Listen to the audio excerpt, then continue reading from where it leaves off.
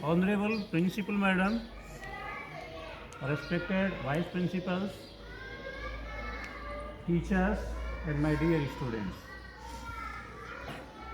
Today we are going to learn a very effective method. The students who are reading in 6th, 7th, 8th, 9th and 10th, they know about stories. But what is the scientific reason of the stories? I think those kinds of stories never happened. But those old stories give us a great message. Today we will discuss about the story of a thirsty crow. Listen to me. Once there was a crow. One day it was very thirsty. It flew here and there in search of water. At last it saw a jug. It flew to the jug, but there was a little water. It couldn't drink water. It thought of a plant. It gathered some stones or pebbles and put them into the jug. The water rose or came up. It drank water and flew away happily. Moral wisdom page. अब आगे ध्यानपूर्वक सुनना। हमने अनेकों बार ये कहानियां पढ़ी हैं, हमें याद भी है, लेकिन हम कभी भी इन पे ढंग से फोकस नहीं करते हैं, ध्यानपूर्वक इन पे काम नहीं करते हैं। सारी की सारी स्टोरी के एक एक सेंटेंस में आपको कुछ न कुछ सिखाया जा रहा है। भाई ये कहानी नहीं हुई है, कभी भी नहीं हुई है। एक्चुअल में हम जानते हैं, हाँ, कभी भी कोई ने ऐसा नहीं किया होगा अपने जीवन में। लेकिन हमें शिक्षा क्या मिल रही है इससे कि कुछ न कुछ समस्या जब पैदा होती है तो हमें उससे भाग नहीं जाना चाहिए, उसको ध्यान से देखना चाहिए कि इसका भी कोई सॉल्यूशन है क्या। और आपको सबको पता है, क्योंकि बार बार बताया हुआ है, जहां समस्या है ना उसके इर्द गिर्द उसका समाधान भी है। कौवा प्यासा था, और जब तक देखो हम कोई समस्या हमारे सामने पैदा नहीं होती है हम कोशिश करते नहीं। प्यासा था, पानी आसपास था नहीं, इधर उधर अपनी चोंच को आंखों को घुमाता हुआ देखता जा रहा था, कहीं पानी दिखाई दिया, बड़ा खुश हुआ होगा।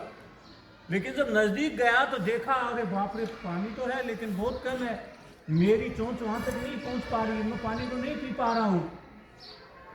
लेकिन वो निराश होकर कोई इधर उधर थोड़ी चला गया, हो सकता था इधर उधर जाने से वो मर भी सकता था। ये थोड़ा बहुत दिख रहा था पानी, ये भी और कहीं नहीं दिखता।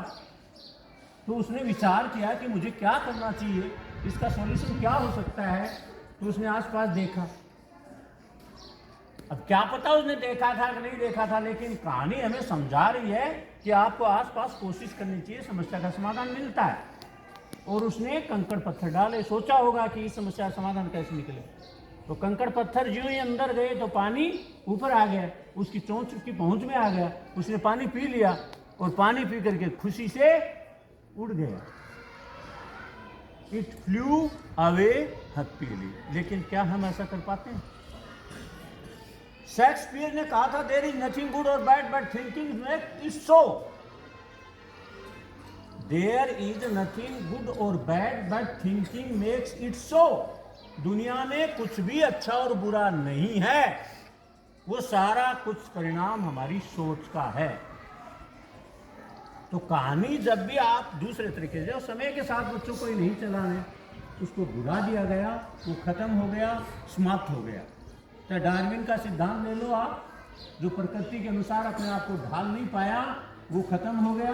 उदाहरण है डायनासोर का।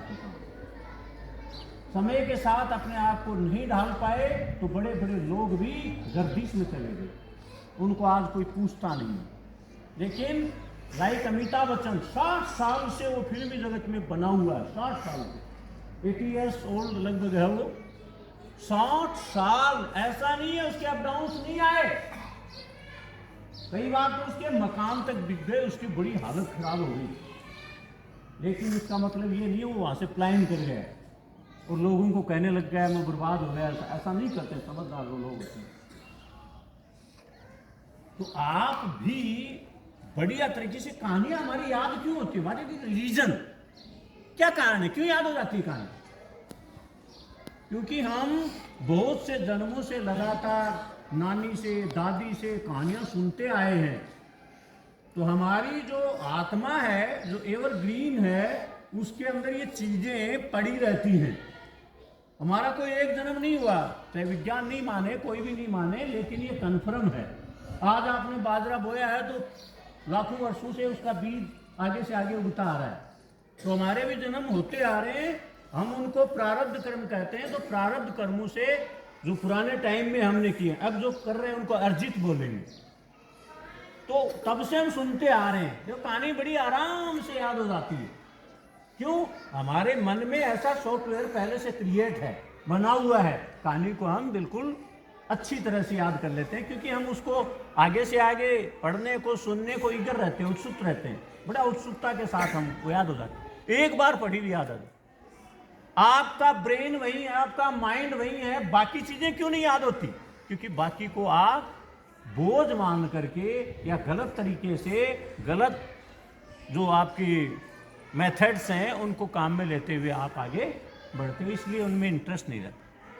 हर चीज को इंटरेस्टेड करने के लिए, चाहे आप 12th 11th के हैं, एक कहानी लिखो रोजाना, कहानियां याद है आपकी, उसमें देखो इसके यहाँ क्या दिक्कत आई, उसने फिर ये क्या किया, तो ऐसे आपके समाधान निकल जाएंगे। सबसे बढ़िया वे टू लर्न है स्टोरी, सीखने का, सिखाने का सबसे बड़ा तरीका, बढ़िया, शानदार। इसलिए जो छठी में, 7th में, 8th में, 9th में, 10th में पढ़ रहे हैं, लगे रहो उनकी। आपकी बोर्ड के एग्जाम आए 8वीं की या 10th की, तब थोड़ी सीखना जरूरी है। छठी के बच्चे बढ़िया स्टोरी लिख रहे हैं, 7th के बहुत शानदार काम कर रहे हैं। तो सबसे पहले आपको अपने आप पे बिलीफ होना चाहिए, विश्वास होना चाहिए, तसल्ली होनी चाहिए, मैं ये कर लूँगा, और करने लग जाओगे। कोई बड़ी तोप नहीं चलानी पड़ती है, समझ रहे हो ना? और LSRW जो तुम्हें बताया हुआ है, उसको रोजाना दिमाग से गुजारो, ठीक है ना? वो तरीका अपनाओ। दर्पण के सामने 5 मिनट बोलना है तो बोलना ही है, कोई शिकायत करने वाला नहीं है, कोई आपको परेशान करने वाला नहीं है। कई बच्चे लिखते हैं सर मेरे को हंसी आ गई, आने दो, हंसी आ रही तो और अच्छी बात है, आप खुश हो रहे हो, खुशी में अच्छा याद करते हो। कुछ भी बोलो आप, दर्पण में 5 मिनट रोजाना बोलो। इंग्लिश 10 मिनट रोज लिखो, सोते समय 10 मिनट रोज कुछ न कुछ थिंक इन इंग्लिश, कुछ भी आए। एक दिन आपको पता भी नहीं चलेगा, आप बिल्कुल स्पोकन इंग्लिश में परफेक्ट हो जाओगे, बोलने लग जाओगे। आपकी जो मदर टंग है, मातृभाषा हो, किसी स्कूल में किसी भी टीचर से, किसी भी प्रीचर से कभी नहीं सीखी आपने उसको अपने आप ही सीख लिया, लोगों को फॉलो कर देती। समझ रहे हैं ना? इस इजी वे में लो उसको। Thank you, have a nice day.